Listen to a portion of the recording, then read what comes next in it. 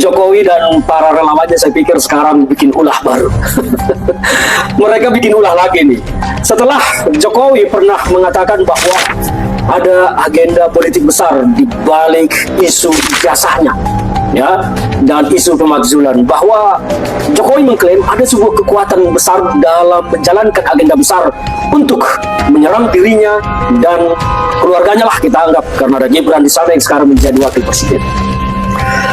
Kita sudah pernah menyampaikan bahwa tuduhan dari Jokowi tentang agenda besar itu saya pikir tidak masuk akal. Sebuah kesia-siaan dan ketidaksesuaian dengan fakta. Itulah Jokowi. Kalau saja Jokowi sejak awal menunjukkan ijazahnya, maka agenda besar yang dituduh Jokowi ini kan lenyap, sudah habis, mati. Lantas kenapa Jokowi membiarkan agenda ini bertumbuh besar? Hanya karena persoalan ijazah. Kan memang menjadi lucu ya. Ketika Jokowi disebut pelangap-longo, dituduh korup, disebut tolol, goblok, bajingan tolol, segala macam, Jokowi tidak merasa terhina loh. Tapi mengapa ketika orang menanyakan tentang ijazahnya, Jokowi begitu merasa terhina dan ngamuk bolak-balik kantor polisi dan menuduh ada agenda besar di baliknya? Padahal kan mudah saja, tunjukkan nih ijazah gue, lu uji di lab, kalau ini asli lu gue penjarakan, kan kira-kira begitu mudahnya. Tapi oke lah, Jokowi memang pintar lah bermain drama, dan kalau beliau ini menjadi warga negara Korea, saya pikir akan menjadi tokoh drama Korea papan atas. Nah sekarang relawan-relawan Jokowi menuduh ada aktor politik besar di balik semua agenda ini yang ingin anaknya menggantikan Gibran. Wow, siapa kira-kira elit politik, tokoh besar yang dituduh oleh para relawan penjilat Jokowi ini? Ada tokoh politik besar yang ingin anaknya menggantikan Gibran Rakabuming Raka. Nah, ini mau kita ulas.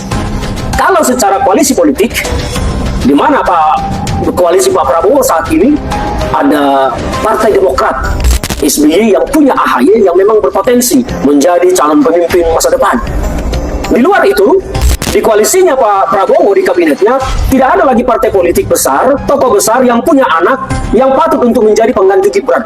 Hanya SBY dan AHY. Nah, apakah ini yang dituduh oleh para relawan Jokowi, bahwa ada tokoh besar di balik ini semua yang ingin anaknya menjadi wakil presiden menggantikan Prabowo? Karena kalau contohnya Gibran benar-benar dijatuhkan, ya yang pertama berhak maju sebagai calon pengganti dari Gibran itu adalah dari koalisinya Pak Prabowo tentunya, yaitu AHY lah, karena di sana tidak ada lagi yang anak politisi yang layak menggantikan AHY. Ya, tidak mungkin. Contohnya kita juga melihat ya, kalau tuduhan itu ditujukan ke PDIP, PDIP kan bukan koalisinya Pak Prabowo. Tidak, biarpun di sana ada Mbak Puan, ada Mas Nanan, putra dari Bu Mega, tidak mungkin ini menggantikan Gibran karena bukan bagian koalisi. Yang paling berpeluang menjadi pengganti Gibran itu adalah koalisi. Nah, akhirnya kita bisa melihat ini jangan-jangan menuduh SBY, menuduh AHY, menuduh SBY di balik semua kekisruhan ini yang ingin anaknya AHY menjadi wakil presiden. Mungkin saja para relawan ini otaknya menjurus ke sana karena Forum Purnawirawan pernah mengatakan akan bertemu dengan SBY. Ya, mungkin ini adalah yang mereka tangkap sehingga menjurus bahwa ini ada otak di balik ini, ada dalang di balik ini, ada yang bermain yang ingin anaknya menjadi wakil presiden. Kita tahu Forum Purnawirawan itu mengatakan akan menghadap dan bertemu Pak SBY berbicara tentang pemakzulan Gibran. Apakah memang SBY yang dituduh oleh para relawan ini sebagai tokoh politik besar yang mengusung agenda besar di balik pemakzulan Gibran karena AHY diinginkan menjadi wakil presidennya Prabowo? Nobody knows.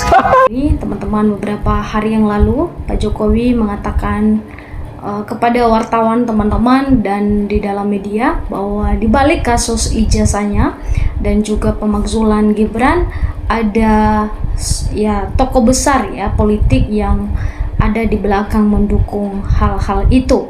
Ya, tentu dalam hal ini wartawan meminta Pak Jokowi untuk mengklarifikasi, ya, untuk menyebut siapa nama sosok ya politik yang besar di balik pendukung pemakzulan Gibran dan juga kasus ya ijazahnya Pak Jokowi ini. Dan dia mengatakan ya kalian tahu saja.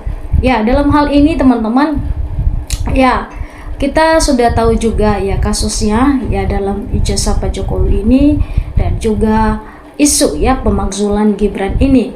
Dan di dalam hal ini ya masyarakat sudah menilai teman-teman, dan langsung saja kita ya melihat komentar-komentar masyarakat Indonesia ya dalam video ini. Ya, dikatakan sangat miris dan sangat berbahaya seorang Jokowi yang sudah menjadi warga negara. Ya, dikatakan di sini biasa nggak punya malu. Mestinya Jokowi mencermin kepada mantan presiden ya sebelumnya bahwa mereka sudah banyak membangun Indonesia di segala bidang, tetapi mereka setelah pensiun tidak pernah bikin kekacauan. Ya, dikatakan di situ ya dalam hal ini ya dikatakan AHY ya pantas menjadi wapres, gagah, berwibawa, cerdas dan sopan. Karena dalam hal ini ya kemungkinan ketika benar ya pemakzulan Gibran ini, maka kemungkinan besar ya AHY ini ya untuk menjadi wakil presiden Republik Indonesia. Ya teman-teman, dalam hal ini ya memang layak AHY jadi wapres. Mas AHY maju terus, pantang mundur ya, dikatakan begini.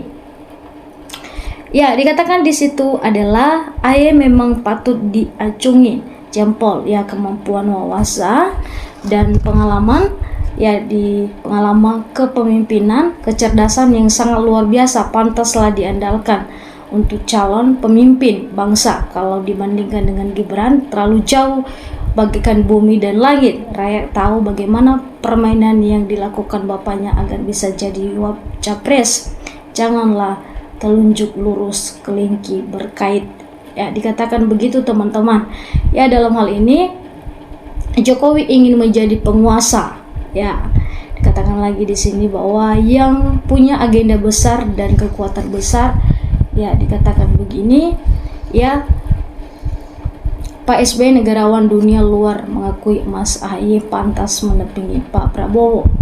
Ya, dalam hal ini omongan Jokowi sudah tidak lagi dipercaya oleh sebagai besar rakyat NKRI ya, orang yang sangat nekat menghalalkan segala cara ya, contoh memalsukan dokumen negara, gelar akademi dari DRS hingga IR moral menjadi demi ambisi kekuasaan. Ya, dalam hal ini teman-teman kita sudah melihat tadi dalam video tersebut. Ya, teman-teman, dalam hal ini ya mari kita memberikan tanggapan dan komentar kita ya di bawah komentar, di bawah kolom komentar ini. Ya, terima kasih teman-teman, sampai ketemu di video selanjutnya.